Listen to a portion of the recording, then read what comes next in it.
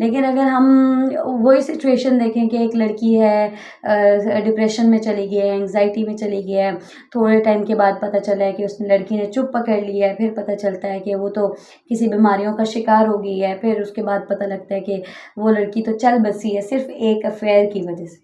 तो देखें ये तो बिल्कुल एक ज़्यादती है आप अपने आप के साथ करते हैं कि आप जो है अपने लिए नहीं जीते ज़िंदगी, हमेशा दूसरों के लिए जीते हैं। तो मैं समझती हूँ कि सबसे पहले ज़िंदगी अपने लिए जियो, अपने लिए, अपने माँ बाप के लिए जिन्होंने आपको इस ये ज़िंदगी आपने दी, अब जिन्होंने आपको ये ज़िंदगी दी, जिन्होंने आपके लिए ज़िंदगी काट रहे हैं, जो आप अपनी खुशियाँ आपको अपने हिस्से की दे रहे हैं, तो आप उनके लिए जिएं जो आपके लिए बेहतरीन है, जो आपके हक में बेहतरीन है, जिनसे आपकी खुशियाँ जुड़ी हैं, आप उनके साथ जिएं। बिल्कुल।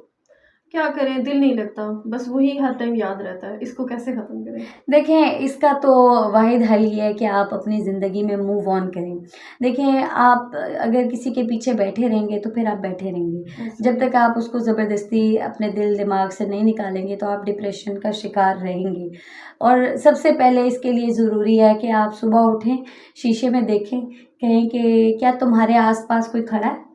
अगर तुम इधर गिरो तो तुम्हें कोई उठाएगा? अगर ऐसा नहीं है कोई उठाने वाला आपको, तो फिर आप अपने लिए खुद उठेंगे।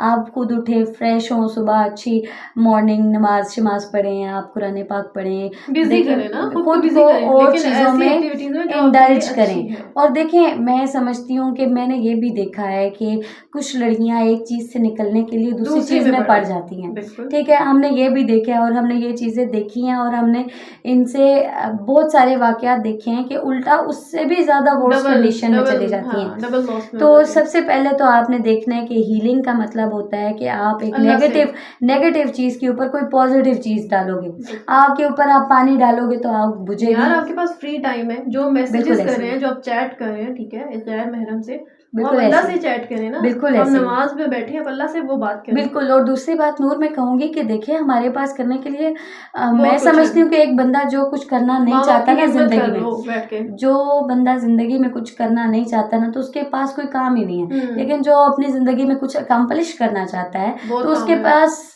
मेरे ख्याल से वक़्त नहीं है कि वो किसी को फ़ोन करे और पूछे कि भाई तुम कैसे हो? बिल्कुल। ठीक है, तो सबसे पहले तो आप अपनी ज़िंदगी का गोल बनाएँ कि आपने अपनी ज़िंदगी में अचीव क्या क्या करना चाहते है, हैं। आपने करना देखिए क्या है? मैं नहीं समझती कि कायनात कुल है ये चीज़ कि आप जो है आपकी ज़िंदगी में किसी का होना ज़रूरी है, किसी से बात करना ज़रूरी है। मैं इन चीज़ों पे बिल्कुल बिलीव नहीं करती। तो मैं समझती हूँ कि सबसे पहले आप अपनी शख्सियत बनाएँ, ठीक है?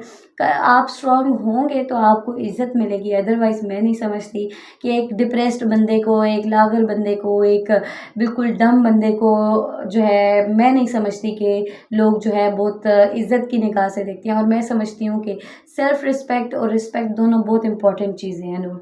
तो सबसे पहले तो आप अपनी शख्सियत बनाएँ, आपको पता होना चाहिए कि अगर कोई छोड़ के गया है तो उसने कुछ लूज़ किया है, ना कि उसने कोई अपना फ़ायदा किया है। सबसे पहले तो आप ये आप सोचें। अपनी शख्सियत को ऐसा बिल्कुल, बनाएँ, आप ऐसे ना करें कि कि आप उसके पीछे पागल हो जाएँ, बल्कि मजनून बन उसको जाएँ। चाहिए कि आप जो है वो उसको फ़ील हो कि उसने उसने कोई कुछ कीमती चीज़ खो दी। खो दी। ठीक है?